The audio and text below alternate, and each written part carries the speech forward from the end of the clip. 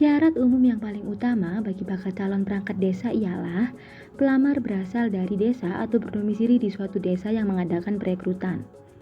Selanjutnya, berikut persyaratan umum yang mesti dipenuhi peserta untuk bisa mendaftar sebagai calon perangkat desa. Yang pertama, berpendidikan paling rendah SMA atau sederajat. Yang kedua, berusia antara 20-42 tahun saat mendaftar. Dan yang ketiga, memenuhi kelengkapan persyaratan administrasi.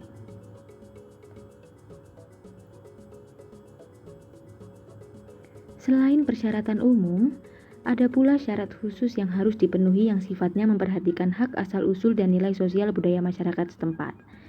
Persyaratan khusus ini ditetapkan dalam peraturan daerah atau peraturan bupati setempat.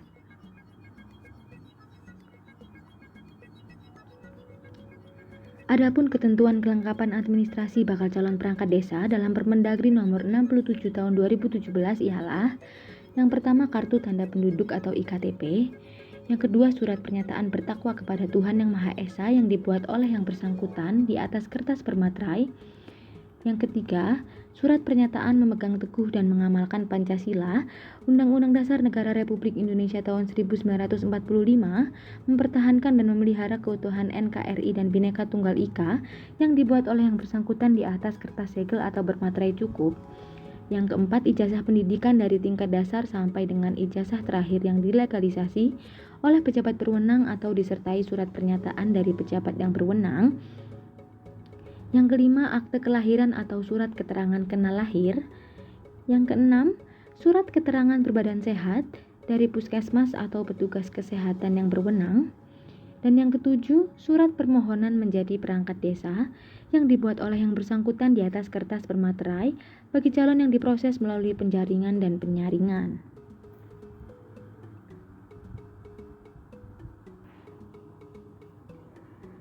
Penyaringan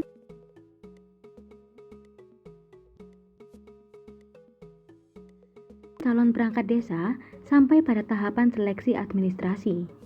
Panitia melakukan pemeriksaan administrasi kelengkapan persyaratan masing-masing calon.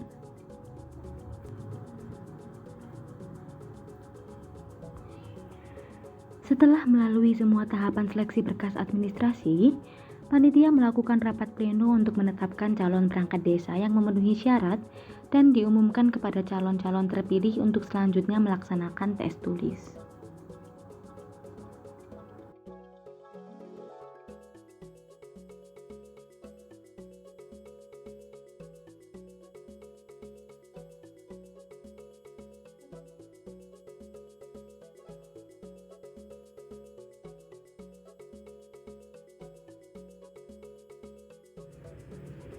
Dalam tes tulis, sejumlah panitia pelaksana beserta tim seleksi menjunjung tinggi asas netralitas dan menjaga kerahasiaan soal yang diujikan guna mendapatkan calon perangkat desa yang benar-benar berkualitas. Adapun materi tes tulis yang keluar dalam ujian perangkat desa untuk Desa Menganti tahun 2022 terdiri dari 1. Pancasila, 2. Undang-Undang Dasar 1945, 3. Bahasa Indonesia, 4. Pengetahuan peraturan daerah, 5. Pengetahuan tentang peraturan desa, dan 6. Pemberdayaan masyarakat. Biasanya terdapat tambahan materi tentang 1. Pengetahuan agama Islam, 2. Pengetahuan umum, 3. Matematika, 4. Bahasa Indonesia, 5. Antonim, 6. Sinonim, 7. Korelasi makna, 8. Karakteristik pribadi calon perangkat desa. Di beberapa daerah di Indonesia, mungkin saja memiliki kisi-kisi yang sedikit berbeda. Hal ini ditentukan oleh perda masing-masing daerah yang isinya tidak sama antara daerah satu dengan daerah lainnya. Teknis pelaksanaan tes tulis saat ini masih menggunakan teknis manual, belum berbasis komputer atau Computer Assisted Test atau CAT. Teknis manual memang dianggap kurang transparan, namun dengan melihat pemetaan kebutuhan komputer, ketersediaan komputer dan jaringan internet, teknis CAT apabila digelar di desa kurang memungkinkan karena tak semua desa ada sinyal. Kendati demikian, nilai tes tulis yang tinggi tak menjamin secara mutlak peserta terpilih menjadi perangkat desa. Panitia akan melihat hasil tes wawancaranya.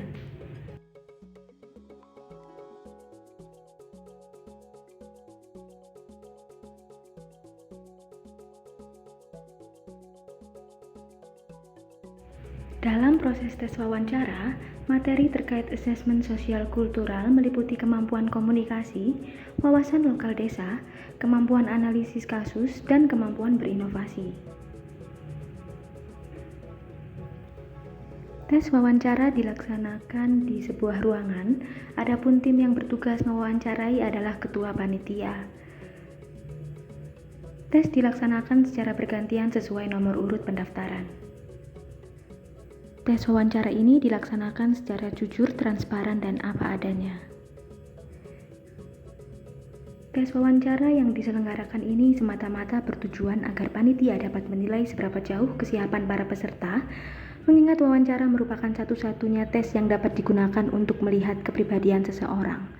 Karena tim penguji akan langsung berhadapan dengan peserta, sehingga dapat dilihat bagaimana para peserta ini menjawab pertanyaan, bagaimana sikap tubuhnya, dan bagaimana cara mereka mengatasi keadaan.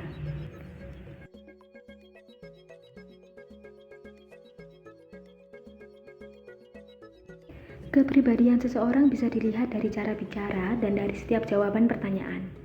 Sehingga tes wawancara ini sangat menentukan bagi panitia untuk memilih siapa yang layak, walaupun sebetulnya tes wawancara ini bukan final tetapi dapat dijadikan patokan.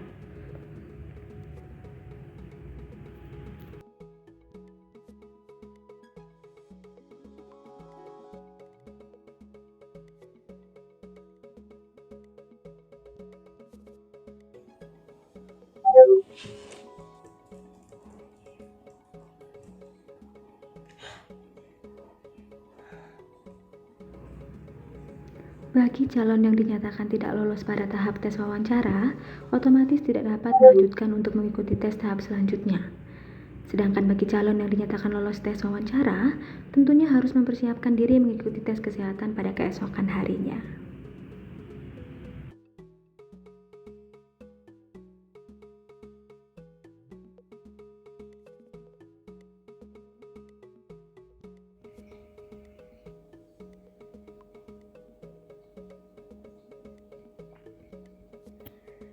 Tes kesehatan atau medical check-up saat melamar pekerjaan merupakan jenis pemeriksaan kesehatan secara menyeluruh yang biasanya ditujukan untuk pelamar kerja atau calon pegawai pada sebuah instansi.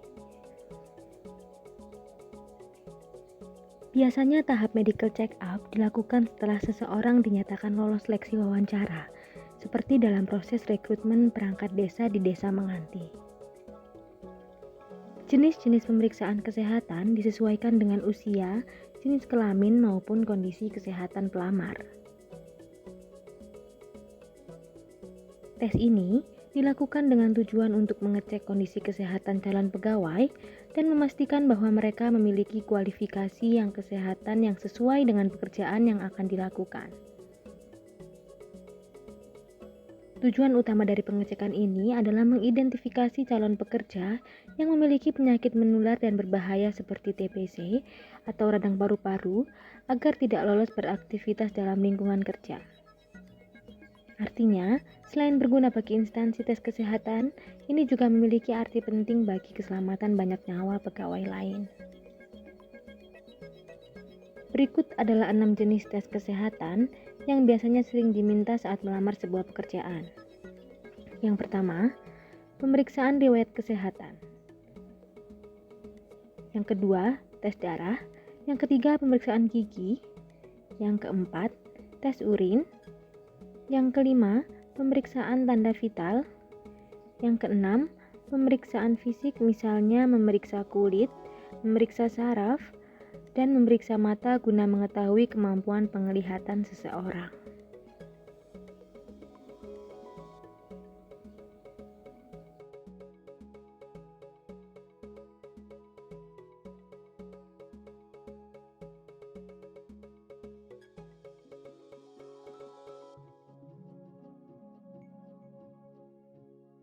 Serangkaian proses rekrutmen calon perangkat desa tahun 2022 di lingkungan pemerintah Desa Menganti telah memasuki tahap akhir.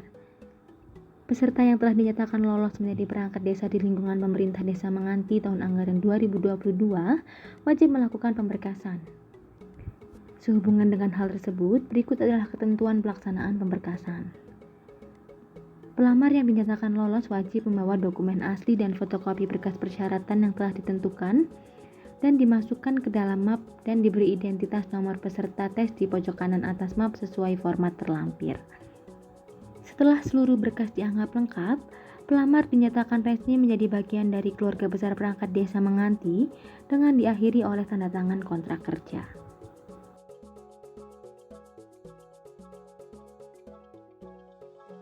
Menurut saya, tanggapan saya terhadap proses rekrutmen tadi berjalan dengan lancar dan sangat kondusif, apalagi panitia-panitianya juga enak, jadi menurut saya enak, bagus dengan proses rekrutmen yang disediakan. Terima kasih. Ya, menurut saya proses rekrutmen di sini sangat terstruktur, rapi, alurnya juga jelas, panitianya juga informatif.